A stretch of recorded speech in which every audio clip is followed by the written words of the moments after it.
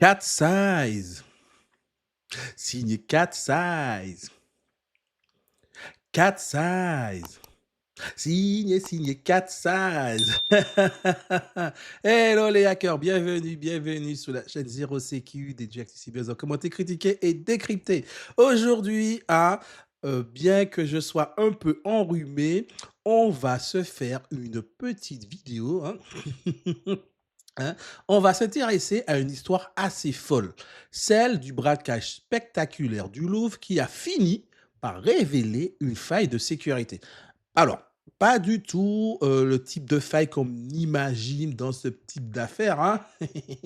Non, non, non, une faille numérique, une faille informatique béante en plein cœur d'une des plus grandes institutions culturelles du monde. Alors, pour bien comprendre, hein, comment on est arrivé à cette faille, hein, de sécurité informatique, hein, numérique, il faut revenir au point de départ. Ben oui, le casse lui-même, parce qu'il y a bien eu un casse qui a permis de découvrir ce petit pépite. Et c'est là que tout commence. Plantons le décor. On est le 19 octobre 2025. Le lieu, évidemment, le musée du Louvre à Paris. Une journée qui s'annonçait tout à fait normale et qui allait vite basculer. Déjà, là, c'est le montant. 88 millions d'euros, 8 pièces des joyaux de la couronne française volées. C'est juste colossal. Bon alors, mais qu'est-ce qui s'est passé, hein? Ils ont volé, mais bon, qu'est-ce qui s'est passé? Alors, c'est digne d'un film. Les voleurs, ouais, déguisés en ouvriers, débarquent avec une échelle mécanique. Hop, ils grimpent jusqu'à une fenêtre du deuxième étage. À 9h30 du matin, ils sont dans la galerie Apollon. Il y a des vigiles, tout le monde court, tout le monde se planque, ils sont armés en plus, hein, faut pas oublier. Ils fracassent les vitrines, s'emparent des bijoux et disparaissent en quelques minutes à peine.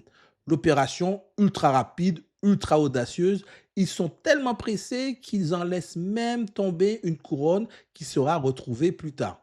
Évidemment, ce vol a choqué tout le monde, hein, c'était un choc immense, hein, par rapport à ça. Et mais, la véritable histoire qui nous concerne, nous, elle commence juste après avec l'enquête. Parce que les fissures les plus inquiétantes, elles n'étaient pas du tout dans les vitrines, mais bien plus profondément enfouies dans le système. Au début, la communication officielle se veut rassurante. Le premier rapport est formel, les systèmes de sécurité ont bien fonctionné. Et sous le papier, c'est vrai, tout semble en ordre. Les alarmes des fenêtres ont sonné, du moins de la fenêtre ont sonné. Celles des vitrines ont sonné. Tout s'est déclenché. La police, eux, eh ben, du moins la police, elle est arrivée sous les lieux en un temps record. En à peine 3 minutes. La ministre de la Culture elle-même l'a dit, les systèmes n'ont pas failli.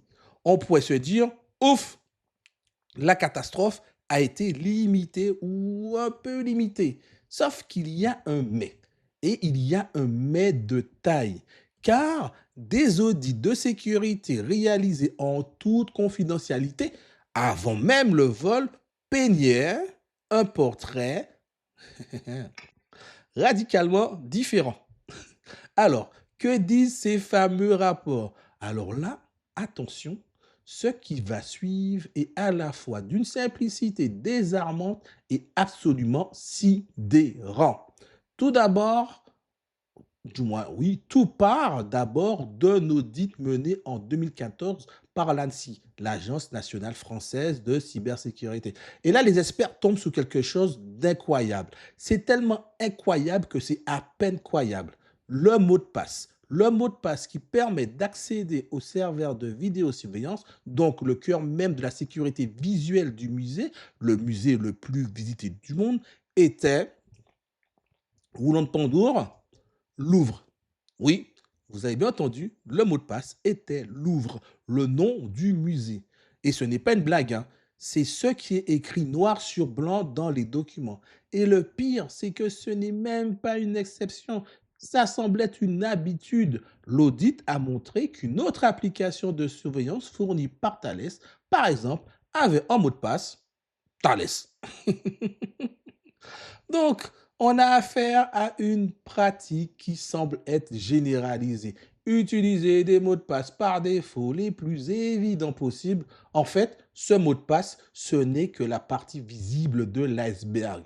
Ce n'est que le symptôme d'un problème bien plus profond. Il semble, encore une fois, être une culture de la négligence qui s'est installée pendant des années.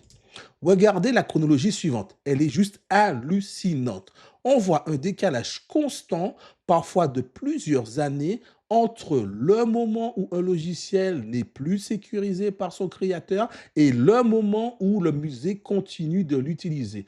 En 2014, l'ANSSI trouve des ordinateurs sous Windows 2000, un système abandonné depuis 2010. Et ça continue. En 2017, un autre audit trouve encore des machines sous Windows 2000 et XP. C'est une accumulation de risques année après année. Et ça, c'est un phénomène que en cybersécurité, on connaît par cœur. De vieilles machines oubliées au fond d'un placard que plus personne ne met à jour parce qu'elles font tourner une petite application indispensable et que tout le monde a peur de tout casser en y touchant. C'est un grand classique dans toutes les structures, petites et grosses.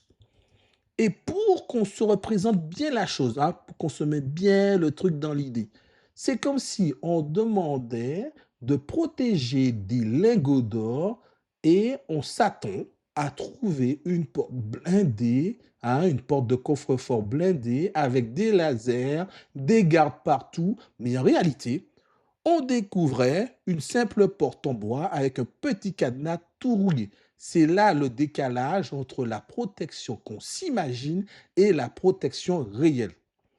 Bon, tout ça, c'est une accumulation de retard et de mauvaises décisions. Ça a un nom en informatique, c'est ce qu'on appelle une dette technique. La dette technique, c'est exactement comme une dette financière. C'est qu'on choisit la solution de facilité aujourd'hui, ne pas faire de mise à jour, par exemple, pour gagner du temps ou de l'argent, mais en faisant cela, on accumule une dette. Et un jour ou l'autre, il faut la rembourser. Sauf que le coût pour rattraper le retard est devenu exponentielle, que ce soit en termes de licence, mais également en termes de problématiques graves de sécurité.